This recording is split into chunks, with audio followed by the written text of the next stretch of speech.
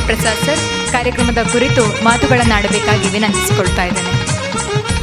ಎಲ್ಲರಿಗೂ ನಮಸ್ಕಾರ.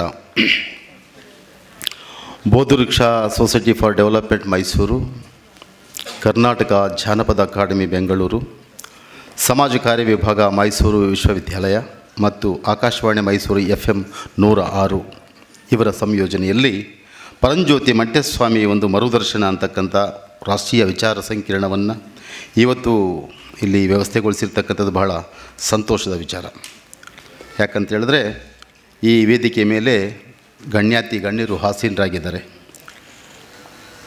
ಕಠೋರ ಕಾಲಘಟ್ಟದಲ್ಲಿ ಕಾಲಿಟ್ಟಿದ್ದೇವೆ ನಾವು. ಇದರ ಮಧ್ಯೆ ಒಳ್ಳೆಯದನ್ನು ಹುಡುಕುವಂಥ ಒಂದು ವಾತಾವರಣಕ್ಕೆ ಕೂಡ ನಾವೆಲ್ಲ ಸೇರಿ ಕೈ ಹಾಕಿದ್ದೇವೆ. ಈ ಒಂದು ಅದ್ಭುತವಾದಂಥ ಕಾರ್ಯಕ್ರಮದ ದಿವ್ಯ ಸಾನ್ನಿಧ್ಯವನ್ನು ವಹಿಸಿರ್ತಕ್ಕಂಥ ಶ್ರೀ ML ವರ್ಚಸ್ವಿ ಶ್ರೀಕಂಠ ಸಿದ್ಧಲಿಂಗೇಶ್ವರ ರಾಜೆ ಅರಸ್ ಮಠಾಧಿಪತಿಗಳು, ಮಂಟೇಸ್ವಾಮಿ ಮಠದ ಗುರುಗಳೇ, ಹಾಗೂ ಋಷಭೇಂದ್ರಪ್ಪನವರು ಕೊಡೇಕಲ್ಲು ಬಸವ ಪೀಠಾಧಿಪತಿಗಳು, ಯಾದಗಿರಿ ಜಿಲ್ಲೆ ಸನ್ಮಾನ್ಯರೇ, ಮತ್ತು ಈ ವೇದಿಕೆಯಲ್ಲಿ ಆಸೀನರಾಗಿರ್ತಕ್ಕಂಥ ಕರ್ನಾಟಕದ ಬಹುದೊಡ್ಡ ಸಂಶೋಧಕರು. ಬಹುಶಃ ಪ್ರವಾಹದ ಜೊತೆ ಕಸಕಡ್ಡಿಗಳು ಹೊಯ್ಕೊಂಡು ಹೋಗ್ತವೆ, ಅದು ದೊಡ್ಡದೇನಲ್ಲ. ಪ್ರವಾಹದ ವಿರುದ್ಧ ಮೀನು ಮಾತ್ರ ಈಜುತ್ತೆ ಅಂತ ಜೀವಂತಿಕೆಯ ಬರಹಗಾರರಾದಂಥ ಆತ್ಮೀಯರಾದಂಥ ಡಾಕ್ಟರ್ ಬಂಡ್ಜಿಗೆರೆ ಜಯಪ್ರಕಾಶ್ ಅವರೇ, ಹೋರಾಟ ಮತ್ತು ಸಾಮಾಜಿಕ ಕಾರ್ಯದಲ್ಲಿ ತಮ್ಮನ್ನು ತೊಡಗಿಸ್ಕೊಂಡಂಥ ಅಹಿಂದ ಜವರಪ್ಪನವರೇ, ಸಮಾಜ ಕಾರ್ಯ ವಿಭಾಗದ ಮೈಸೂರು ವಿಶ್ವವಿದ್ಯಾಲಯ ಮುಖ್ಯಸ್ಥರಾದಂಥ ಡಾಕ್ಟರ್ ಚಂದ್ರಮೌಳಿ ಸಾಹೇಬ್ರೆ, ಪುಸ್ತಕ ಕುರಿತು ಮಾತನಾಡ್ತಕ್ಕಂಥ ಡಾಕ್ಟರ್ ಶಂಕರಪುರ ಮಹಾದೇವ ಸಾಹೇಬ್ರೆ, ಮೈಸೂರು ಸತೀಶ್ ಚಂದ್ರ ಸಾಹೇಬ್ರೆ, ಡಾಕ್ಟರ್ ಉಮೇಶ್ ಮೈಸೂರವರವರೇ, ಮೈಸೂರು ಗುರುರಾಜರವರು ನಮ್ಮ ಸದಸ್ಯರು, ಹಾಗೂ HS ಶಿವಪ್ರಕಾಶ್ ಅವರು ಖ್ಯಾತ ಕವಿಗಳು ಎಲ್ಲ ಕೂಡ ಬಹಳ ಮಹನೀಯರ ವೇದಿಕೆಯಲ್ಲಿ ಆಸೀನರಾಗಿದ್ದೀರಿ. ಇವತ್ತಿನ ದಿವಸ ಇಲ್ಲಿ ಸೇರಿ ಒಂದು ಅದ್ಭುತವಾದಂಥ ಕಾರ್ಯಕ್ರಮವನ್ನು ಮಾಡೋದ್ರ ಮುಖಾಂತರ ನಾಳಿನ ದಿನಗಳಿಗೆ ಹೇಗೆ ನಾವು ಸತ್ಯಗಳನ್ನು ಹುಡುಕಾಟ ಕಡೆದೆ ಹೋಗಬೇಕಂತ, ವಾಸ್ತವ ಜಗತ್ತಲ್ಲಿ ಕಾಲಿಡಬೇಕಂತಕ್ಕಂಥ ಒಂದು ವಾತಾವರಣಕ್ಕೆ ನಾವು ಇವತ್ತೆಲ್ಲ ಕೂಡ ಕಾಲಿಡಲಿಕ್ಕೆ ಇಷ್ಟಪಡ್ತಿದ್ದೇವೆ. ಸಂತರು, ಶರಣರು, ತತ್ವಪದಕಾರರ ಪರಂಪರೆ ಪರ್ಯಟಿಸಿದ ನೆಲ ನಮ್ಮದು. ಇಂತಹ ನೆಲದಲ್ಲಿ ಇವತ್ತು ಮತಾಂಧದ ಮೊಳಕೆಗಳನ್ನು ನಾಟುವಂಥ ಒಂದು ಪ್ರಕ್ರಿಯೆ, ಒಂದು ಹುನ್ನಾರ ನಡೀತಿದೆ. ಬಹಳ ಎಚ್ಚರಿಕೆಯಿಂದ ಇರಬೇಕಂತ ಅಗತ್ಯ ನಮ್ಮೆಲ್ಲರಿಗೂ ಇದೆ ಅಂತಕ್ಕಂಥದ್ದು ವಾಸ್ತವ ಸತ್ಯವನ್ನು ನಾವೆಲ್ಲರೂ ಕೂತ ಇವತ್ತು ದಿವಸ ಮಾತನಾಡ್ಕೋಬೇಕಾಗಿದೆ. ನಮ್ಮೊಳಗೆ ನಾಜಿ ಬೀಜಗಳನ್ನು ತಂದು ನಮ್ಮದನ್ನು ನೆಲದಲ್ಲಿ ನೆಡ್ತಕ್ಕಂಥ, ಬಿತ್ತತಕ್ಕಂಥ ಒಂದು ಕಠೋರವಾದಂಥ, ಕಂಟಕವಾದಂಥ ಪ್ರಕ್ರಿಯೆ ಈ ದೇಶದಲ್ಲಿ ನಡೀತಾ ಇದೆ. ಇದರ ಬಗ್ಗೆ ಕೂಡ ಎಚ್ಚರಿಕೆಯಿಂದ ಇರಬೇಕು. ಯಾಕಂದರೆ ಇವೆಲ್ಲದರ ವಿರುದ್ಧವಾದಂಥ ನಡಿಗೆಯೇ ಮಂಟೇಸ್ವಾಮಿರವರದ್ದು ಆಗಿತ್ತು ಅಂತಕ್ಕಂಥ ಸತ್ಯವನ್ನು ನಾವೆಲ್ಲ ಕೂಡ ನಮ್ಮೊಳಗೆ ನಾವೇ ಮಾತನಾಡಿಕೊಳ್ಳುವಂಥ ಒಂದು ಸಂದರ್ಭ ಇದು ಅಂದ್ಕೊಂಡಿದ್ದೀನಿ. ಇವತ್ತಿನ TV, ಸಿನಿಮಾ, ರಿಯಾಲಿಟಿ ಅಲ್ಲದ ರಿಯಾಲಿಟಿ ಶೋಗಳು, ಟಿವಿಗಳು, ಸಿನಿಮಾಗಳು, ಇದರ ಜೊತೆಗೆ ರಿಯಾಲಿಟಿ ಅಲ್ಲದ ಶೋ ಒಂದನ್ನು ರಿಯಾಲಿಟಿ ಶೋ ಅಂತ ಕರೀತಕ್ಕಂಥ ಒಂದು ದೊಡ್ಡ ಆಘಾತಕಾರಿ ಹೆಸರಿದೆಯಲ್ಲ ಟೈಟಲ್ಲು, ಇದರ ವಿರುದ್ಧ ಸದಾ ಎಚ್ಚರಿಕೆಯಿಂದಿರಬೇಕು.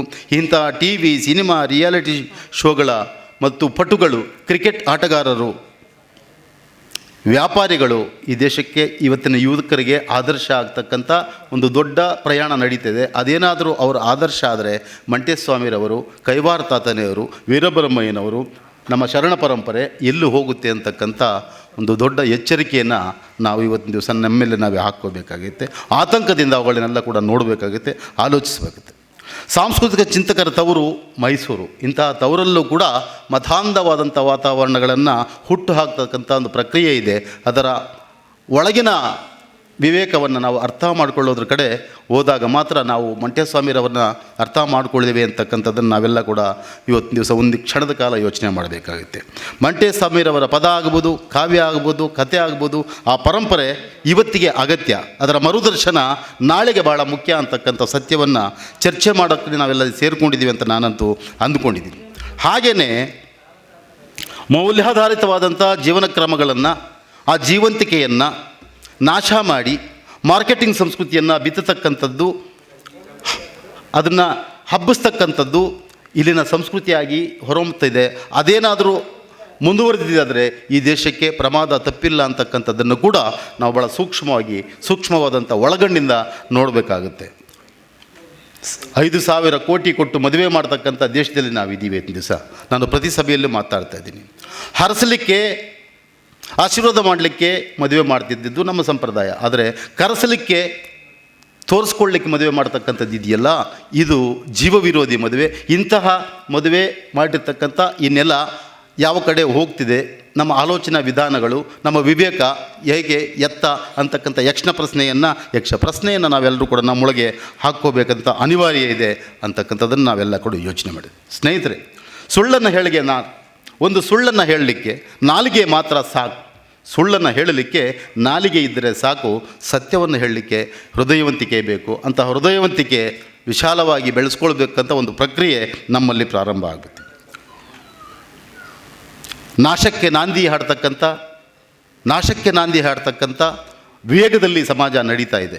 ಇವತ್ತು ನಾವು ಭಾರತದಾದ್ಯಂತ ನೋಡ್ತಿದ್ದೇವೆ ಏನೇನು ನಡೀತಿದೆ ಅಂತಕ್ಕಂಥದ್ದನ್ನು, ಎತ್ತ ಸಾಗ್ತಿದೆ ಅಂತಕ್ಕಂಥದ್ದನ್ನು. 140 ಕೋಟಿ ಜನಸಂಖ್ಯೆ ಇರತಕ್ಕಂಥ ನಾವು 400 ಕೋಟಿ ಮೊಬೈಲ್ಗಳನ್ನು ಹೊಂದಿದ್ದೇವೆ. ಮೊಬೈಲ್ ಕೈಯಲ್ಲಿ ನಾವಿದ್ದೀವ, ನಮ್ಮ ಕೈಯಲ್ಲಿ ಮೊಬೈಲ್ ಇದೆಯಾ, ಏನು ಎತ್ತ ಅಂತಕ್ಕಂಥ ಪರಿಜ್ಞಾನ ಇಲ್ಲದೆ ಆಗ್ತಿರ್ತಕ್ಕಂಥದ್ದು ನಾಳಿನ ಯುವ ಸಮಾಜಕ್ಕೆ ಅಥವಾ ಸಮುದಾಯಕ್ಕೆ ಅಥವಾ ಅವರ ನಡಿಗೆಗೆ ಎಷ್ಟು ಮಾತ್ರ ಅನುಕೂಲ ಆಗ್ಬೋದು, ಎಷ್ಟು ಪ್ರಮಾಣದಲ್ಲಿ ಕಂಟಕ ಆಗ್ಬೋದು ಅಂತಕ್ಕಂಥ ಅನೇಕ ಸತ್ಯಗಳ ಕಡೆ ನಾವೆಲ್ಲ ಕೂಡ ಕಣ್ಣಾಕಿ ನೋಡಬೇಕಾಗಿದೆ. ಪ್ರಜಾಪ್ರಭುತ್ವ ಮತ್ತು ಸಂವಿಧಾನವನ್ನು ಗೊತ್ತಾಗದ ರೀತಿಯಲ್ಲಿ ಪ್ರಜಾಪ್ರಭುತ್ವ ಮತ್ತು ಸಂವಿಧಾನವನ್ನು ಗೋರಿ ಮಾಡುವ ಹುನ್ನಾರ ನಡೀತಿದೆ. ಇದಕ್ಕೆ ಉತ್ತರಿಸಬೇಕಾದಂಥ ಜವಾಬ್ದಾರಿ ಸಾಂಸ್ಕೃತಿಕ ಚಿಂತಕರ ಮೇಲಿದೆ, ಹಾಗೆಯೇ ಮಾಧ್ಯಮದವರ ಮೇಲಿದೆ, ಹಾಗೆಯೇ ಸಮಾಜಮುಖಿ ಕಾರ್ಯಕರ್ತರ ಮೇಲಿದೆ, ಹಾಗೆಯೇ ಇವತ್ತಿನ ಯುವ ಪೀಳಿಗೆಯ ಮೇಲಿದೆ, ವಿದ್ಯಾವಂತರ ಮೇಲಿದೆ. ಆ ಇಕ್ಕಟ್ಟಿಂದ, ಆ ಆತಂಕಕಾರಿ ವಾತಾವರಣದಿಂದ ನಾವೇನಾದರೂ ಹೊರಗಡೆ ಬರಲಿಲ್ಲ ಅಂತ ಹೇಳಿದ್ರೆ ಆಗ್ತಕ್ಕಂಥ ಎಲ್ಲ ಅನಾಹುತಗಳಲ್ಲಿ ನಾವು ಕೂಡ ಒಬ್ಬರಾಗಿರ್ತೀವಿ. ತೆಲುಗಲ್ಲಿ ಒಬ್ಬ ಕವಿ ಹೇಳ್ತಾನೆ, ಅಪರಾಧವೇ ಅನ್ಯಾಯವಾಗಿ ಆಳುತ್ತಿರುವಾಗ ಕಣ್ಣಿದ್ದು ನೋಡದೆ, ಕಿವಿಯಿದ್ದು ಕೇಳಿಸ್ಕೊಳ್ದೆ, ಬಾಯಿದ್ದು ಮಾತನಾಡದೇ ಇದ್ದರೆ ನಾವೆಲ್ಲರೂ ಕೂಡ ಅಪರಾಧಿಗಳೇ ಆಗಿರ್ತೀವಿ ಅಂತಕ್ಕಂಥ ಇಂಗಿತ ಜ್ಞಾನವನ್ನು ನಾವೆಲ್ಲ ಕೂಡ ಅರ್ಥೈಸ್ಕೋಬೇಕಾಗುತ್ತೆ. ಅಪರಾಧವನ್ನು ನೋಡಿ ಸುಮ್ಮನಿರೋದಿದೆಯಲ್ಲ, ಅದು ಕೂಡ ಅಪರಾಧದ ಇನ್ನೊಂದು ರೂಪವೇ. ಅಪರಾಧವನ್ನು ನೋಡಿ ಪ್ರಶ್ನೆ ಮಾಡದೇ ಇರತಕ್ಕಂಥದ್ದಲ್ಲ, ಆಗ ನಾನು ಕೂಡ ಅಪರಾಧಿ ಆಗಿರ್ತೀನಿ ಅಂತಕ್ಕಂಥ ಒಳಗಿನ ಮನಸ್ಸನ್ನು, ಒಳಗಿನ ವಿವೇಕವನ್ನು ನಾವು ತಟ್ಟಿ ಮುಟ್ಟಿ ಮಾತನಾಡದೆ ಹೋದರೆ ನಾಳಿನ ದಿನಗಳು ಅಂದರೆ ನಮ್ಮ ಮಕ್ಕಳು, ಅಂದರೆ ನಮ್ಮ ಮೊಮ್ಮಕ್ಕಳು, ನಮ್ಮ ಪೀಳಿಗೆ ಎಲ್ಲಿ ಹೋಗುತ್ತೆ, ಎತ್ತ ಸಾಗುತ್ತೆ, ಯಾವುದನ್ನು ಮುಟ್ಟುತ್ತೆ ಅಂತಕ್ಕಂಥ ಒಂದು ಎಚ್ಚರಿಕೆ ನಮ್ಮಲ್ಲಿ ಇರಬೇಕಾಗುತ್ತೆ. ಯಾಕಂದರೆ ಪರಂಪರೆಯ ಪಾದದ ಸ್ಪರ್ಶವನ್ನು ನಮ್ಮ ಸಾಧುಗಳು, ಸಂತರು, ಬಹುಶಃ ಜಗತ್ತಲ್ಲೆಲ್ಲೂ ಇಲ್ಲದಂಥ ವಚನಕಾರರಾಗಲಿ, ಶರಣರಾಗಲಿ, ದಾರ್ಶನಿಕರಾಗಲಿ, ತತ್ವಪದಕಾರರಾಗಲಿ, ಸಂತರಾಗಲಿ, ಸೂಫಿಗಳಾಗಲಿ ಈ ನೆಲದಲ್ಲಿ ಅಡ್ಡಾಡಿದ್ದಾರೆ, ಈ ನೆಲದಲ್ಲಿ ಓಡಾಡಿದ್ದಾರೆ. ಅದಕ್ಕೆ ಈ ನೆಲ ಈಗಲೂ ಕೂಡ ಸ್ವಲ್ಪ ಸ್ವಚ್ಛವಾಗಿ ತನ್ನನ್ನು ತಾನು ಕಾಪಾಡಿಕೊಳ್ತಾ ಬಂದಿದೆ. ಯಾರೂ ಇದನ್ನು ಕಾಪಾಡಲಿಲ್ಲ ಅಂದರೂ ಕೂಡ ತನ್ನೊಳಗೆ ತಾನೇನೇ ತನ್ನನ್ನು ಕಾಪಾಡಿಕೊಳ್ತಕ್ಕಂಥ ಒಂದು ದೊಡ್ಡ ಶಕ್ತಿ ಇಲ್ಲಿದೆ. ಅಂದರೆ ಅದಕ್ಕೆ ಕಾರಣ ಇಲ್ಲಿನ ಮಂಟೇಸ್ವಾಮಿಗಳು, ಇಲ್ಲಿನ ಕೈವಾರ ತಾತ, ಇಲ್ಲಿನ ಕನಕದಾಸರು, ಇಲ್ಲಿನ ವಚನಕಾರರು. ಹಾಗಾಗಿ ಈ ನೆಲಕ್ಕೆ ಅಷ್ಟೊಂದು ಅಂದರೆ ಉತ್ತಮವಾದಂಥ ವ್ಯಕ್ತಿತ್ವ ಈ ನೆಲಕ್ಕೆ ಇರೋದರಿಂದ, ಇಂತಹ ವ್ಯಕ್ತಿತ್ವ ಇರತಕ್ಕಂಥ ನೆಲದಲ್ಲಿ ಈಗ ಅಪಸ್ವರಗಳು ಪ್ರಾರಂಭ ಆಗ್ತದವೆ. ಇಂತಹ ನೆಲದಲ್ಲಿ ಇವತ್ತು ಆಘಾತಕಾರಿ ಸಂಗತಿಗಳು ಗೋಚರಿಸ್ತಾ ಇದ್ದೇವೆ. ಇಂತಹ ನೆಲದಲ್ಲಿ ಮತಾಂಧ, ಮನುಷ್ಯತ್ವವಿಲ್ಲದಂಥ, ಜೀವ ವಿರೋಧಿಯಾದಂಥ ಒಂದು ಶಕ್ತಿಗಳು ಶುರುವಾಗಿದ್ದಾವೆ. ಇದು ನಾಳೆಗೆ ಆಘಾತಕಾರಿಯಾಗುತ್ತೆ. ಅವು ಬೆಳೆಯದ ಹಾಗೆ, ಅವು ನಡೆಯದ ಹಾಗೆ, ಅವು ನುಡಿಯದ ಹಾಗೆ ನೋಡಿಕೊಳ್ತಕ್ಕಂಥ ಜವಾಬ್ದಾರಿ ನಮ್ಮೆಲ್ಲರ ಮೇಲಿದೆ ಅಂತಕ್ಕಂಥದ್ದು ನನ್ನ ವೈಯಕ್ತಿಕವಾದಂಥ ಅಭಿಲಾಷೆ, ಆಶಯ ಮತ್ತು ನನ್ನ ಭಕ್ತಿಪೂರ್ವಕ, ವಿನಯಪೂರ್ವಕವಾದಂಥ ಮನವಿ ಕೂಡ. ಅಪರಾಧಿ ಆರೋಪ ಹೊತ್ತಂಥ ಕ್ರಿಮಿನಲ್ಗಳು ಸಂಸತ್ತನ್ನು ಮತ್ತು ವಿಧಾನಸಭೆಗಳನ್ನು ಪ್ರವೇಶ ಮಾಡ್ತಿದ್ದಾರೆ. ಅಪರಾಧದ ಹಿನ್ನೆಲೆ ಇರ್ತಕ್ಕಂಥವರು, ಕ್ರಿಮಿನಲ್ ವ್ಯಕ್ತಿತ್ವಗಳಿರ್ತಕ್ಕಂಥವ್ರು, 10-100 ಕೇಸುಗಳಿರ್ತಕ್ಕಂಥವ್ರು ಕೂಡ ಸಂಸತ್ಗೆ ಹೋಗ್ತಿದ್ದಾರೆ, ವಿಧಾನಸಭೆಗಳಿಗೆ ಪ್ರವೇಶ ಮಾಡ್ತಿದ್ದಾರೆ. ಈಗ ನಾವು ಯೋಚನೆ ಮಾಡಬೇಕಾಗಿತ್ತೆ, 10, 20, 30 ವರ್ಷಗಳ ಹಿಂದಿನ ಜೀವನ ಕ್ರಮ ಹೇಗಿತ್ತು, ವ್ಯಕ್ತಿತ್ವಗಳು ಹೇಗಿದ್ದವು, ಮತದಾರ ಹೇಗಿದ್ದ, ರಾಜಕಾರಣಿ ಹೇಗಿದ್ದ, ಇವತ್ತು ಏನಾಗ್ತಿದೆ, ಎತ್ತ ಸಾಗ್ತಿದ್ದಾವೆ, ಪ್ರಮುಖವಾಗಿ ಯಾವುದು ನಿರ್ಣಾಯಕ ಪಾತ್ರ ತಗೊಳ್ತಿದೆ.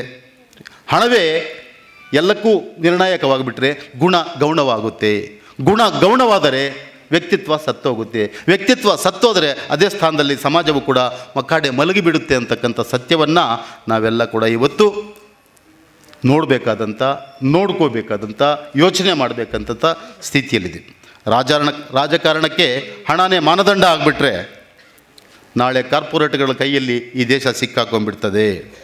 ಈ ದೇಶ ಕಾರ್ಪೊರೇಟ್ಗಳ ಕೈಯಲ್ಲಿ ಏನಾದರೂ ಹೋಗಿದ್ದೆ ಆದರೆ ಸಾಮಾನ್ಯ ಜನ, ಮಧ್ಯಮ ವರ್ಗದ ಜನ ಉಸಿರಾಡಲಿಕ್ಕೂ ಕೂಡ ಸಾಧ್ಯವಿಲ್ಲ, ಮಾತಾಡಲಿಕ್ಕೂ ಕೂಡ ಸಾಧ್ಯವಿಲ್ಲ, ಹಾಡಾಡಲಿಕ್ಕೂ ಕೂಡ ಸಾಧ್ಯವಿಲ್ಲ, ಮಂಟೇಸ್ವಾಮಿಯ ಕಾವ್ಯವನ್ನು ಕೂಡ ಓದೋಕ್ಕೆ ಆಗಲ್ಲ ಅಂತಕ್ಕಂಥ ಆಘಾತಕಾರಿ ಅಂತ ದಿನಗಳು ಬರದೇನೆ ನಾವು ಮುನ್ನೆಚ್ಚರಿಕೆಯಿಂದ ನಮ್ಮನ್ನು ನಾವು, ಸಮಾಜವನ್ನಲ್ಲ ನಮ್ಮನ್ನು ನಾವು ಕಾಪಾಡಿಕೊಳ್ಬೇಕು. ಜನಪದ ಅದು ಜೀವಪದ. ಜನಪದ ಜನಪರವಾದಂಥದ್ದು. ಜನಪದವನ್ನು ಕೂಡ ಜನಪರವಾದವನ್ನು ಕೂಡ ನಾಶ ಮಾಡ್ತಕ್ಕಂಥ ಇವತ್ತು ವೈಜ್ಞಾನಿಕವಾಗಿ ನಮ್ಮ ಮುಂದುಗಡೆ ದೃಶ್ಯ ಮಾಧ್ಯಮಗಳು ಬಂದಿದ್ದಾವೆ, ಸಿನಿಮಾಗಳು ಬಂದಿದ್ದಾವೆ, ರಿಯಾಲಿಟಿ ಶೋಗಳು ಬಂದಿದ್ದಾವೆ. ಅವೆಲ್ಲವೂ ಕೂಡ ನಮ್ಮ ಮಕ್ಕಳ ಮನೋಪ್ರವೃತ್ತಿಗಳನ್ನು, ನಮ್ಮ ಮಕ್ಕಳ ಆಲೋಚನೆಗಳನ್ನು ಪೀಸ್ ಮಾಡಿ ಕೊಯ್ದು ಭಾಗಗಳಾಕಿ ಅದನ್ನು ಸಿಕ್ಕಿದ ಕಡೆ ಎಸಿತಕ್ಕಂಥ ಒಂದು ಕ್ರೌರ್ಯ ನಡೀತಿದೆ. ನಮಗೆ ಗೊತ್ತಾಗ್ತಿಲ್ಲ, ನಮ್ಮ ಮಕ್ಕಳಿಗೂ ಗೊತ್ತಾಗ್ತಿಲ್ಲ. ನಾವು ಕೇಳಿಸ್ಕೊಳ್ತಾ ಇದ್ದೀವಿ, ಆದರೆ ಕಿವಿ ಕೇಟ್ಟು ಈ ಕಡೆ ಬಿಡ್ತಾ ಇದ್ದೀವಿ. ಅದನ್ನು ಸ್ಟಾಪ್ ಮಾಡಿ, ಸ್ಟೋರ್ ಮಾಡಿ, ಒಂದು ಜಾಗದಲ್ಲಿಟ್ಟು ಯೋಚನೆ ಮಾಡಿ ನೋಡ್ತಕ್ಕಂಥದ್ದು ನಮ್ಮ ಕೈಲಿ ಆಗ್ತಿಲ್ಲ. ಸಿನಿಮಾ ಆ ಕಡೆ ಕರ್ಕೊಂಡು ಹೋಗ್ತಿದೆ, ಟಿ ವಿಗಳು ಆ ಕಡೆ ಕರ್ಕೊಂಡು ಹೋಗ್ತಿದ್ದಾವೆ, ಮೊಬೈಲು ಆ ಕಡೆ ನಮ್ಮನ್ನು ಕರ್ಕೊಂಡು ಹೋಗ್ತಿದೆ. ಮಾನವೀಯತೆಯ ಮಿಡಿತದ ನಾಡಿಗಳು ಏನಾದರೂ ನಿಂತು ಹೋದರೆ ದೇಶದ ಹೃದಯ ಬಡಿತ ನಿಂತು ಹೋಗುತ್ತೆ. ನಮ್ಮೆಲ್ಲರ ಮಾನವೀಯ ಮಿಡಿತದ ನಾಡಿಗಳು ನಿಂತು ಹೋದರೆ ಅದರ ಫೈನಲ್ ರೂಪ ಏನಂದರೆ ದೇಶದ ನಾಡಿ ಮಿಡಿತ ಸತ್ತು ಹೋಗುತ್ತೆ. ಆ ನಿಟ್ಟಲ್ಲಿ ಪ್ರಜಾಪ್ರಭುತ್ವವನ್ನು, ಸಂವಿಧಾನವನ್ನು, ಮೌಲ್ಯಗಳನ್ನು ಉಳಿಸ್ತಕ್ಕಂಥದ್ದು, ನಮ್ಮ ಪರಂಪರೆಯ ಪಾದದ ಸ್ಪರ್ಶ, ನಮ್ಮ ಹಿರಿಯರು ನಡೆದು ಬಂಥ ದಾರಿಗಳು, ನಮ್ಮ ಪರಂಪರೆಯ ತತ್ವಪದಕಾರರು, ಸೂಫಿಗಳು, ಸಂತರು ಇವರು ಹೇಳಿರ್ತಕ್ಕಂಥ ಮಾತುಗಳು. ಧರ್ಮದ ಬಗ್ಗೆ ನಾವು ಇಷ್ಟೆಲ್ಲ ಮಾತಾಡ್ತೀವಿ, ಸೂಫಿಗಳು ಧರ್ಮದ ಬಗ್ಗೆ ಏನು ಮಾತಾಡಿದ್ದಾರೆ, ಜಾತಿ ಬಗ್ಗೆ ನಾವೆಲ್ಲ ಮಾತಾಡ್ತಾ ಇದ್ದೀವಿ, ಜಾತಿ ಬಗ್ಗೆ ತತ್ವಪದಕಾರರು ಏನು ಹೇಳಿದ್ದಾರೆ. ಹೀಗೆ ಅನೇಕ ಪ್ರಶ್ನೆಗಳಿಗೆ ಸಮಾಧಾನವೂ ಕೂಡ ನಮ್ಮ ಒಳಗಡೆನೇ ಇದೆ. ಆದರೆ ಅವುಗಳನ್ನು ಹುಡುಕಾಡದಂಥ ನಮ್ಮ ಇವತ್ತಿನ ಯುವಕರು ಬೇರೆದನ್ನು ಹುಡುಕಾಡ್ತಕ್ಕಂಥ, ಮಾಯಾಲೋಕವನ್ನು ಒಪ್ಪಿಕೊಳ್ತಕ್ಕಂಥ ಕಡೆ ಸಾಗ್ತಿದ್ದಾರೆ. ಅದು ಎಲ್ಲರಿಗೂ ಸಮಸ್ಯೆ ಆಗುತ್ತೆ. ಮಕ್ಕಳನ್ನು ಇವತ್ತಿನ ದಿವಸ ನಾವು ಮಣ್ಣಿಂದ ದೂರ ಮಾಡಿದ್ದೀವಿ. ನಮ್ಮ ಮಕ್ಕಳನ್ನು ನಾವು ಇವತ್ತು ಮಳೆಯ ವಾಸನೆ ಗೊತ್ತಿಲ್ಲ. 20 ವರ್ಷದ ಹಿಂದಿನ ಮಾತು ಹೇಳಿದ್ರೆ ಮಳೆ ವಾಸನೆ ಅವ್ರಿಗೆ ಗೋಚರಿಸ್ತಾ ಇತ್ತು. ವಾಸನೆ ಬಂದ ತಕ್ಷಣ ಇದೇ ಮೂಲೆಯಲ್ಲಿ ಮಳೆ ಬರುತ್ತೆ ಅಂತ ಹೇಳ್ತಿದ್ರು. ಟೈಮ್ ನೋಡಿ ವಾಚ್ ಹೇಳ್ತಿರ್ಲಿಲ್ಲ. ಅವತ್ತು ಟೈಮ್ ಎಷ್ಟಣ್ಣ ಅಂದರೆ ಮೇಲಕ್ಕೆ ನೋಡಿ ಟೈಮ್ ಹೇಳ್ತಿದ್ರು. ಅವರ ವಿವೇಕಕ್ಕೆ ಹೇಳ್ತಕ್ಕಂಥದ್ದು. ಎಂಥ ವಿಜ್ಞಾನಿಗಳು ಅವರು ಅಂತೇಳಿ, ಯಾವ ಜ್ಞಾನ ಇತ್ತು ಅವರಿಗೆ ಅಂಥೇಳಿ. ಇವತ್ತು ಎಲ್ಲಿ ಹೋಗಿದ್ದೀವಿ, ನಮ್ಮ ಆರೋಗ್ಯ ಏನಾಗಿದೆ? ಮಣಿಪಾಲನ ಮುಟ್ಟೋಕ್ಕಾಗತ್ತಾ? ಮಲ್ಯಾನ ಮುಟ್ಟೋಕ್ಕಾಗತ್ತಾ? ಅಪೋಲೋನ ಮುಟ್ಟೋಕ್ಕಾಗತ್ತಾ? ಸಾಗರ್ನ ಮುಟ್ಟೋಕ್ಕಾಗತ್ತಾ? ಕೋಟಿಗಳು ಬೇಕಾದಂಥ ಆಸ್ಪತ್ರೆಯ ಬಾಗಿಲನ್ನು ಕೂಡ ಮುಟ್ಟಲಾಗದ ಸ್ಥಿತಿಯಲ್ಲಿ ಇವತ್ತು ಅನೇಕ ಜನ ಇದ್ದಾರೆ. ಇವರಿಗೆಲ್ಲ ಆ ಬಡವ್ರಿಗೆ ಗೊತ್ತಿಲ್ಲ, ಪಾಪ ಭಗವಂತ ಕಾಪಾಡ್ತಾನೆ ಅಂದ್ಕೊಂಡಿದ್ದಾರೆ.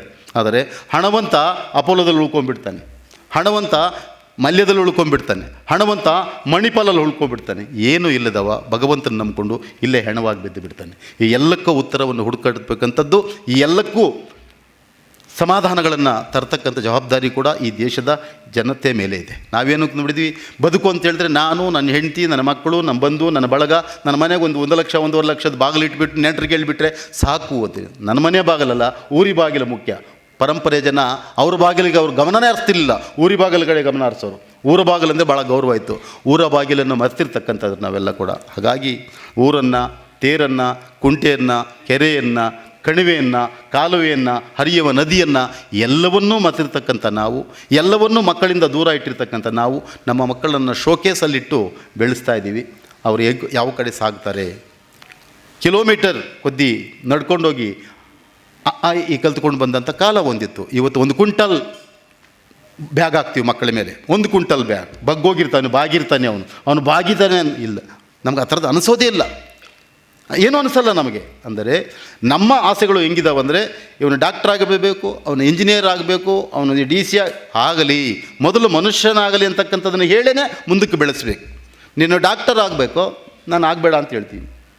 ನೀನು ಇಂಜಿನಿಯರ್ ಆಗಬೇಕು, ನಾನು ಆಗಬೇಡ ಅಂತ ಹೇಳ್ತೀನಿ. ನೀನು ಅಧಿಕಾರಿ ಆಗಬೇಕು, ನಾನು ಆಗಬೇಡ ಅಂತ ಹೇಳ್ತೀನಿ. ಯಾಕೆ ಆಗಬೇಡ ಅಂತ ಹೇಳ್ತೀನಿ? ಆಗುವಂತಲೂ ಹೇಳ್ತೀನಿ ನಾನು. ಆದರೆ ಮಾರಕವಾದಂಥ ಡಾಕ್ಟರ್ ಆಗಲಿ, ಮಾರಕವಾದಂಥ ಇಂಜಿನಿಯರ್ ಆಗಲಿ, ಮಾರಕವಾದಂಥ ಅಧಿಕಾರಿ ಆಗಲಿ ಆದರೆ ನೀನು ಮಾರಕವೇ, ಪೂರಕವಾದಂಥ ಅಂಶವೇ ನಿನ್ನಲ್ಲಿ ಇರೋದಿಲ್ಲ. ಹಾಗಾಗಿ ಮೊದಲು ಮನುಷ್ಯರನ್ನಾಗಿ ಮಾಡಿ, ಅದಾದ ಮೇಲೆ ಅವರ ಕವಲುಗಳಲ್ಲಿ ಅವರನ್ನು, ಅದೊಂದು ಅಧಿಕಾರಿಯ ಕವಲು, ಒಂದು ಇಂಜಿನಿಯರಿಂಗ್ ಕವಲು, ಇನ್ನೊಂದು ವಿಜ್ಞಾನಿ ಕವಲು, ಇನ್ನೊಂದು ಡಾಕ್ಟರ್ ಕವಲು, ಇನ್ನೊಂದು ರಾಜಕಾರಣಿ ಕವಲು, 1000 ಕವಲುಗಳಾಗಲಿ. ಎಲ್ಲ ಕವಲುಗಳು ಪ್ರೀತಿಯ ಹೂಗಳಾಗಲಿ, ಎಲ್ಲ ಕವಲುಗಳು ಪ್ರೀತಿಯ ಹೂಗಳಾಗಬೇಕು. ಆ ಕಾಂಡ, ಅದರ ಬೇರು, ಅದರ ತಾಯಿ ಬೇರು ಭದ್ರವಾಗಿರಲಿ, ಆಗ ಮಾತ್ರ ಸಮಾಜ ತನ್ನ ಶ್ರೇಯಸ್ಸನ್ನು ಕಂಡುಕೊಳ್ಳಿಕ್ಕೆ ಸಾಧ್ಯ ಆಗುತ್ತೆ. ಆ ಥರದ ಒಂದು ದೊಡ್ಡ ಶ್ರೇಯಸ್ಸನ್ನು ಕೋರಿದ್ದು ನಮ್ಮ ಪರಂಪರೆಯ ಆ ಪಾದದ ಸ್ಪರ್ಶ, ಅವರ ಪಾದದ ಧೂಳು ನಮಗೆಲ್ಲ ಹೇಳಿಕೊಟ್ಟಿದ್ದು. ಅದಕ್ಕೇ ಬಸವಣ್ಣನ ನೀವು ಯಾರು ಅಂದರೆ, ನಾನು ಹಿಂಗೆ ಅಂತ ಹೇಳಲಿಲ್ಲ, ಜಾತಿ ಸರ್ಟಿಫಿಕೇಟ್ ಬಗ್ಗೆ ಮಾತಾಡಲಿಲ್ಲ, ಫಾರ್ ನಂಬರ್ 1 ನೋಡಲಿಲ್ಲ, 2 ನೋಡಲಿಲ್ಲ, 3 ನೋಡಲಿಲ್ಲ. ಚೆನ್ನಯ್ಯನ ಮನೆಯ ದಾಸನ ಮಗನು, ಕಕ್ಕಯ್ಯನ ಮನೆಯ ದಾಸಿಯ ಮಗಳು,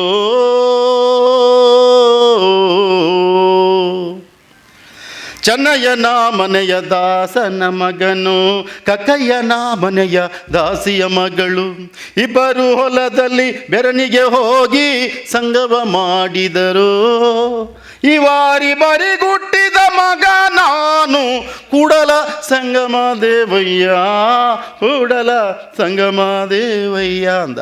1, 2, 3 ಹೇಳಲೇ ಇಲ್ಲ. ಆ ಥರದ್ದು ಬರಬೇಕು ಅಂತಕ್ಕಂಥದ್ದು ನಮ್ಮೆಲ್ಲರ ಬಯಕೆ ಆಗಬೇಕು. ಹಾಗೆ ಸೂಫಿಗಳನ್ನು ಮಾತಾಡಿದ್ರೆ ನಿಂದು ಕ್ರೈಸ್ತನ, ಹಿಂದೂನ, ಮುಸಲ್ಮಾನನ, ಜೈದನ, ಬೌದ್ಧನ, ಯಾವ ಧರ್ಮ ಅಂದರೆ ಅವರು ಧರ್ಮದ ಪ್ರಸ್ತಾಪನೂ ಮಾಡಲಿಲ್ಲ, ಧರ್ಮದ ಮಾತು ಹೇಳಲಿಲ್ಲ. ಅಲ್ಲೂ ಕೂಡ 3, 6, 4 ಫಾರ್ಮ್ಗಳೇ ಇರಲಿಲ್ಲ. ಎಷ್ಟು ಸೂಕ್ಷ್ಮಾತಿ ಸೂಕ್ಷ್ಮವಾಗಿ ವಿಮರ್ಶೆ ಮಾತಾಡ್ತಾರೆ ಕಬೀರ್ ಅಂತವ್ರು. ಅಂದರೆ ಇರುವೆ ಎಷ್ಟಿರ್ಲಿಕ್ಕೆ ಸಾಧ್ಯ, ಅದು ಕಾಣೋದಿಲ್ಲ. ಅದಕ್ಕೊಂದು ಹೆಜ್ಜೆ ಎಷ್ಟಿರ್ಲಿಕ್ಕೆ ಸಾಧ್ಯ, ಅಸಲು ಕಾಣಲ್ಲ. ಅದಕ್ಕೊಂದು ಗೆಜ್ಜೆ ಕಟ್ಟಿದ್ರೆ ಸಾಧ್ಯ ಏನಿಲ್ಲ, ಮೈಕ್ರೋಸ್ಕೋಪಲ್ಲೇ ನೋಡಬೇಕು.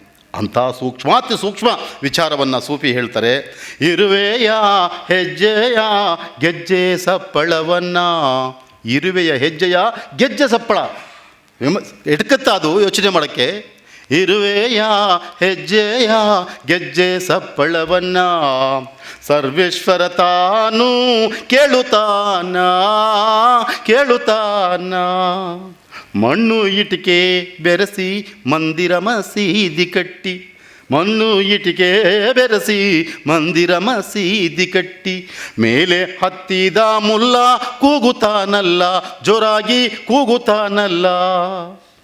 ಗುಡಿಯಲ್ಲಿ ಪೂಜಾರಿ ಗಂಟೆ ಬಾರಿಸುತ್ತಾನಲ್ಲ, ಜೋರಾಗಿ ಬಾರಿಸುತ್ತಾನಲ್ಲ. ಜೋರಾಗಿ ಕೂಗಲು ದೇವ ಕಿವುಡನೇನಲ್ಲ. ಇಷ್ಟು ಅದ್ಭುತವಾದಂಥ ವಿಮರ್ಶೆಗಳನ್ನು, ಇಷ್ಟು ಅದ್ಭುತವಾದಂಥ ಸಂದೇಶವನ್ನು ಕೊಟ್ಟಿರ್ತಕ್ಕಂಥ ಪರಂಪರೆ ನಮ್ಮದು. ಅಲ್ಲಿಗೆ ಹೋಗಬೇಕು, ಅಲ್ಲಿ ತಲೆಬಾಗಬೇಕು, ಅವರ ಪಾದನ ಮುಟ್ಟಬೇಕು, ಅವರ ಸ್ಪರ್ಶ ಮಾಡಬೇಕು. ಆ ವಿಚಾರಗಳನ್ನು ನಾವು ಎದೆಯೊಳಗೆ ಹಾಕ್ಕೊಂಡು, ಅಲ್ಲಿ ಬಚ್ಚಿಟ್ಕೊಂಡು, ಅಲ್ಲಿ ಮುಚ್ಚಿಟ್ಕೊಂಡು, ಅದನ್ನು ಭಕ್ತಿಪೂರ್ವಕವಾಗಿ ಯೋಚನೆ ಮಾಡಿದಾಗ ನಾಳಿನ ದಿನಕ್ಕೆ ನಮಗೆ ರಹದಾರಿ ಸಿಗುತ್ತೆ. ಇಲ್ಲ ಅಂದರೆ ಕಲ್ಲು ಮುಳ್ಳುಗಳ ಮೇಲೆ ನಡೆದಾಡಬೇಕಾಗುತ್ತೆ. ಹಾಗಾಗಿ ಇವತ್ತಿನ ಪದಗಳನ್ನು ಸ್ವಲ್ಪ ದೂರ ಇಡಬೇಕು. ಇಷ್ಟೊತ್ತು ಮಂಟೇಸ್ವಾಮಿ ಪದಗಳನ್ನು ಹಿಡಿದಿದ್ದು ನಮ್ಮ ಗುರುರಾಜ ನೆನೆಯೆಲ್ಲ ಮೊನ್ನೆ ಬೆಂಗಳೂರು ಒಂದು ದೊಡ್ಡ ಕನ್ನಡ ಎಂಥದ್ದು ಕಂಠೀರವ ಅಂತ ಅವ್ರ ಟೈಟಲ್ ಕೂಡ ಒಂದು ಕಾರ್ಯಕ್ರಮ ಮಾಡಿದ್ರು. ನಾನು ಅತಿಥಿಯಾಗಿ ಹೋಗಿದ್ದು. ಭಾಳ ಖುಷಿ ಆಯ್ತು ರೀ. ಯಾಕಾಯ್ತಂದರೆ ಇವರು ಹೇಳ್ತಕ್ಕಂಥ ಪದಗಳು ಇವತ್ತು ಅಪ್ಪ ಲೂಸು, ಅಮ್ಮ ಲೂಸು, ತಾತ ಲೂಸು ಚಿತ್ರಗೀತೆ. ಅದರ ವಿರುದ್ಧವಾಗಿ ಒಂದು ಮಾತಿಲ್ಲ. ಅರೆ ಅಪ್ಪ ಲೂಸ್ ಆದಮೇಲೆ, ಅಮ್ಮ ಲೂಸ್ ಆದಮೇಲೆ, ತಾತ ಲೂಸ್ ಆದಮೇಲೆ, ಮೂವರೂ ಲೂಸ್ಗಳಾದರೆ ನಾನೇನು ಅಂತಕ್ಕಂಥ ಮಾತೇ. ಹಳೆ ಪಾತ್ರೆ, ಹಳೆ ಸಾಮಾನು, ಹಳೆ ಡಬ್ಬ, ಏನು ಗೊತ್ತಿಲ್ವ ಇದು? ಇದು ಹಾಡು. ಆದರೆ ನಮ್ಮ ಪ್ರಸ್ತಾಪವೂ ಇಲ್ಲ, ನಮ್ಮ ಮಾತು ಇಲ್ಲ. ಸಾರಾಯಿ ಸೀಸೆಯಲ್ಲಿ ನನ್ನ ದೇವಿ ಕಾಣುವಳು. ಅರೆ ದೇವಿ ಇರೋದು ದೇವಸ್ಥಾನದಲ್ಲ, ಸಾರಾಯಿ ಸೀಸೆಯಲ್ಲಿ. ಅದು ಯಾವುದನ್ನು ಮಾತಾಡಲಿಲ್ಲ. ಅಂದರೆ ಏನಾದರೂ ಆಗಲಿ, ಎತ್ತಾದರೂ ಹೋಗಲಿ, ನಾವು ಚೆನ್ನಾಗಿದ್ದರೆ ಸಾಕು. ನಾನು, ನನ್ನ ಹೆಂಡತಿ, ನನ್ನ ಕುಟುಂಬ, ನನ್ನ ಬಂಗಳ, ನನಗೊಂದಷ್ಟು ಲಕ್ಷ ಸಂಬಳ, ನನ್ನ ಮನೆ ಹಿಂಗೆ ಕಟ್ಟಿದ್ದೀನಿ. ನಾವು ಇರೋದು 3, ಅದು 30 ರೂಮ್ ಕಟ್ಟಿದ್ದೀವಿ. ದ್ರೋಹ ಅದು. 3 ಇದ್ದರೆ 3 ರೂಮ್ ಇರಬೇಕು. 30 ಕಟ್ಟುವಳ್ದರೆ ಅಧಿಕ ಅದು. ಅದನ್ನೇನಂತ ಕರೀತಾರೆ? ಅಕ್ವೈರ್ ಮಾಡ್ಕೊಳ್ಳೋದು, ಅದನ್ನು ಆಕ್ರಮಣ ಅಂತ ಕರೀತಾರೆ. ಹಾಗಾಗಿ ಅಗತ್ಯವಾದ ಬದುಕಿಗಿಂತಲೂ, ಅಗತ್ಯವಾದಂಥ ಆಹಾರಕ್ಕಿಂತಲೂ, ಅಗತ್ಯವಾದ ಜೀವನಕ್ಕಿಂತಲೂ ಅತಿಯಾಗಿ ಆಕ್ರಮಣಕಾರಿ ಜೀವನವನ್ನು ಸಾಗಿಸ್ತಕ್ಕಂಥ ಕಡೆ ನಾವು ಹೋಗ್ತಿದ್ದೀವಿ. ಅದನ್ನು ಅಭಿವೃದ್ಧಿ ಅಂತ ಕರಿತಾ ಇದ್ದೀವಿ, ಅದನ್ನು ನಮ್ಮ ವಿಜ್ಞಾನ ಅಂತ ಕರಿತಾ ಇದ್ದೀವಿ. ಅಜ್ಞಾನ ಅಲ್ಲವಾದು, ಆಕ್ರಮಣ ಅಲ್ಲವಾದು, ಅಸತ್ಯ ಅಲ್ಲವಾದು, ಅಹಂಕಾರವಲ್ಲವಾದು. ಇಂಥ ಅನೇಕ ಪ್ರಶ್ನೆಗಳಿಗೆ ಉತ್ತರ ಆವತ್ತೇ ಕೊಟ್ಟಿದ್ದರು ನಮ್ಮ ವಚನಕಾರರಾಗ್ಬೋದು, ತತ್ವಪದಕಾರರಾಗ್ಬೋದು, ನಮ್ಮ ಮಂಟೇಸ್ವಾಮಿಯ ಮಹಾಕಾವ್ಯ ಆಗ್ಬೋದು, ಪದ ಆಗ್ಬೋದು, ಹಾಡಾಗ್ಬೋದು, ಎಸೆದ ಮಾತಾಗ್ಬೋದು. ಹಾಗಾಗಿ ಬಂಧುಗಳೇ, ಇಂತಹ ಒಂದು ಅದ್ಭುತವಾದಂಥ ಕಾರ್ಯಕ್ರಮವನ್ನು ಇಲ್ಲಿ ಆಯೋಜನೆ ಮಾಡಿದಂಥ ಈ ಎಲ್ಲ ಸಂಸ್ಥೆಗಳಿಗೆ ನಾನು ಆಭಾರಿಯಾಗಿದ್ದೇನೆ. ನೆನೆಸ್ಕೊಳ್ತೇನೆ. ನಾನು ಕೂಡ ನಮ್ಮ ಸದಸ್ಯರಿಗೆಲ್ಲ ಹೇಳಿದೆ, ಜನಪದ ಅಕಾಡೆಮಿಯ ಅಧ್ಯಕ್ಷ ಅಂತಕ್ಕಂಥದ್ದು ನನ್ನಲ್ಲಿ ಇಲ್ಲ. ನಾನು ಅಧ್ಯಕ್ಷನಲ್ಲ. ನನಗೂ ಒಂದು ಜವಾಬ್ದಾರಿ ಕೊಟ್ಟಿದ್ದಾರೆ. ಸುಮ್ಮನಿದ್ದವನಿಗೆ ಒಂದು ಭಾರ ಎತ್ತವ್ರೆ, ನನ್ನ ಭುಜದ ಮೇಲೆ ಭಾರ ಇದೆ. ಹಾಗಾಗಿ ನಾನು ಕೂಲಿ ಈ ಭಾರವನ್ನು ಹೊತ್ಕೊಂಡಿದ್ದೀನಿ. ಭಾಳ ನಾಜೂಕಾಗಿ ನೀವು ಹೇಳಿದ ಕಡೆ ತಗೊಂಡೋಗಿ ಅಲ್ಲಿ ಇಟ್ಬಿಟ್ರೆ ಸಾಕು ಅಂತಕ್ಕಂಥದ್ದಕ್ಕೆ ಬಂದು ಹೇಳಿ, ನಾನು ನಮ್ಮ ಸದಸ್ಯರನ್ನು ಕೂಡ ನನ್ನ ಮನೆ ಥರನೇ ಇಟ್ಕೊಂಡಿದ್ದೀವಿ. ನಾನು ಪ್ರಾರಂಭದ ದಿವಸ ಮೊದಲ ಸಭೆಯಲ್ಲೇ ಹೇಳಿದೆ, ನಾನು ಸ್ವಲ್ಪ ಹೋರಾಟದ ಹಿನ್ನೆಲೆಯಿಂದ ಬಂದಿದ್ದರಿಂದ ನನ್ನನ್ನು ಯಾರೂ ನಂಬಲಿಲ್ಲ. ಮೊದಲನೇ ಸಭೆಯಲ್ಲಿ ಎಲ್ಲ ಮೌನವಾಗಿ ಕೂತಿದ್ರು, ಯಾರೂ ಮಾತಾಡಲಿಲ್ಲ ಬಂದವರೆಲ್ಲ ನನ್ನನ್ನು. ಏನಂದರೆ ನನ್ನ ಮೇಲೆ ಫೀಡ್ ಆಗಿರೋದು ಆ ಥರದ ಪಾಪ. ಶಿವಪ್ರಸಾದ್ ಅಂದ ತಕ್ಷಣ ಚಳುವಳಿ ಹಿನ್ನೆಲೆ ಹೋರಾಟ ಮಾಡ್ತಾಯಿದ್ದವರು ಕೇಸುಗಳೆಲ್ಲ ಹಾಕ್ಸ್ಕೊಂಡಿದ್ದಾರೆ, ಅವರು ಕೇಸುಗಳು ಹಾಕವ್ರೆ, ಸ್ಲೋಗನ್ ಹಾಕ್ತಾರೆ, ಸಮಾಜದ ವಿರುದ್ಧ ಹಾಡುಗಳು ಬರೆದವ್ರೆ, ಅವರ ಹೋರಾಟಗಾರರು, ಕ್ರಾಂತಿ, ಡಾಮ್ ಈ ಥರದ್ದು ಏನೇನೋ ಹಾಕಿ ಪಾಪ ಮಾತಾಡಲೇ ಇಲ್ಲ ಅವರು. ಆಮೇಲೆ ಮೊದಲನೇ ಸಭೆಯಲ್ಲಿ ಹೇಳಿದೆ, ನಾನು ನನ್ನ ಪರಿವಾರ ನೀವೆಲ್ಲ, ನನ್ನ ಬಂಧುಗಳು ನೀವೆಲ್ಲ, ನಾನು ಕೂತಿರ್ತಕ್ಕಂಥ ಕುರ್ಚಿ ನೀವು ಇವತ್ತು ಬಿಸಾಕ್ತೀರಿ, ಉದ್ದಕ್ಕೂ ಒಂದೇ ಥರ ಕುರ್ಚಿ ಹಾಕ್ಕೊಂಡು ಚರ್ಚೆ ಮಾಡಿ ಮುಂದಕ್ಕೆ ತಗೊಂಡು ಹೋಗೋಣ ಅಕಾಡೆಮಿಯನ್ನು, ಒಂದು ಮನೆ ಥರ ಅಂತ ಹೇಳಿದೆ. ಅದೇ ಥರ ನಡೆದು ಬಂದು ನಾನು. ಹಾಗಾಗಿ ಬಂಧುಗಳೇ, ಇವತ್ತು ಒಂದು ಸುಸ್ರಾವ್ಯವಾದಂಥ ಸಮಾಜ, ಭಯ ಆಗುತ್ತೆ, ಆತಂಕ ಆಗುತ್ತೆ. ಇವತ್ತಿನ ರಾಜಕಾರಣವನ್ನು ನೆನೆಸ್ಕೊಂಡ್ರೆ ಆತಂಕ ಆಗುತ್ತೆ. ಇವತ್ತಿನ ದಿನ ಅನೇಕ ಆದೇಶಗಳನ್ನು ನೋಡಿದ್ರೆ ಆತಂಕ ಆಗುತ್ತೆ. ಇವತ್ತು ಜನರ ನಡಿಗೆಯನ್ನು ನೋಡಿದ್ರೆ ಆತಂಕ ಆಗುತ್ತೆ. ಕಟ್ಟಬೇಕಾಗಿದ್ದ ಸಂಸ್ಕೃತಿ ಕೆಟ್ಟು ಹೋಗ್ತಿದೆಯಲ್ಲ ಅಂತ. ಹಾಗಾಗಿ ಎಲ್ಲವುದರ ಗಮನ, ಎಲ್ಲದಕ್ಕೆ ಉತ್ತರವು ಈ ಥರದ ವೇದಿಕೆಗಳಾಗಲಿ ಕೊಂಚ ಪ್ರಮಾಣದಲ್ಲಾದರೂ ಕೂಡ ಇಲ್ಲಿ ಸಮಾಜವನ್ನು ಒಳಂ ಕಣ್ಣಿಂದ ನೋಡ್ತಕ್ಕಂಥವರು ಎಲ್ಲ ಸೇರಿದ್ದೀರಿ. ನೀವು ಒಂದು ಕಣ್ಣು 1000 ಕಣ್ಣುಗಳಾಗಿ ನಾಳೆಗೆ ಅದು ಬೆಳಕಾಗಲಿ ಅಂತಕ್ಕಂಥದ್ದು, ಆ ಬೆಳಕಿನ ಅನ್ವೇಷಣೆ ನಾವೆಲ್ಲ ಕೂಡ ಇರಬೇಕು ಅಂತೇಳಿ ವೇದಿಕೆ ಮೇಲೆ ಮಹನೀಯರಿದ್ದಾರೆ. ಇವರೆಲ್ಲರ ಅನುಮತಿಯನ್ನು ಪಡಿತಾ ನಾನು ಕೊಟ್ಟಂಥ 4 ಮಾತುಗಳನ್ನು ಮುಗಿಸಿ ನಿಮ್ಮೆಲ್ಲರಿಗೂ ನಂತು ಅನಂತ ಧನ್ಯವಾದಗಳನ್ನು ಮತ್ತು ನಮಸ್ಕಾರಗಳನ್ನು ಅರ್ಪಿಸ್ತಿದ್ದೀನಿ. ನಮಸ್ಕಾರ. ಜೈ ಕರ್ನಾಟಕ, ಜೈ ಜನಪದ. ಪರಜ್ಯೋತಿ ಮಂಟೇಸ್ವಾಮಿ ಒಂದು ಮರುದರ್ಶನ ರಾಷ್ಟ್ರೀಯ ವಿಚಾರ ಸಂಕಿರಣವನ್ನು ಉದ್ಘಾಟಿಸಿ ತಮ್ಮ ಉದ್ಘಾಟನಾ ಭಾಷಣದಲ್ಲಿ ಬಹಳ ಔಚಿತ್ಯಪೂರ್ಣವಾದಂತಹ ನುಡಿಗಳನ್ನಾಡಿದಂತಹ ಕರ್ನಾಟಕ ಜಾನಪದ ಅಕಾಡೆಮಿಯ ಅಧ್ಯಕ್ಷರಾದ ಶ್ರೀ ಗೊಲ್ಲಹಳ್ಳಿ ಶಿವಪ್ರಸಾದ್ ಅವರಿಗೆ ತುಂಬು ಮನದ ಧನ್ಯವಾದಗಳು.